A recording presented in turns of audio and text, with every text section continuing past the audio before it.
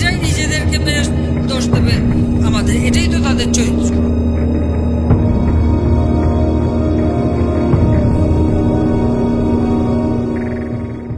এই চুক্তির মাধ্যমে বাংলাদেশের উপর দিয়ে ভারতকে ট্রানজিটের নামে যে করিডোর দেওয়া হচ্ছে, এটা বাংলাদেশের সর্বনাশা ডেকে আনা হচ্ছে।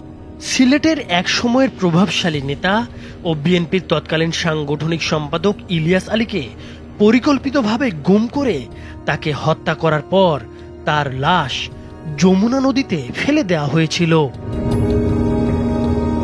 এই হত্যাকাণ্ড পরিচালনা করেছিলেন তৎকালীন র্যাব কর্মকর্তা মেজর জেনারেল জিয়াউল হাসান এবং তার নেতৃত্বে একটি কিলিং স্কোয়াড। আরও ভয়াবহ তথ্য হচ্ছে, এই কিলিং স্কোয়াডের একজন সদস্য একদিনে 11 জন এবং আরেক সদস্য 13 জনকে খুন করেছিলেন।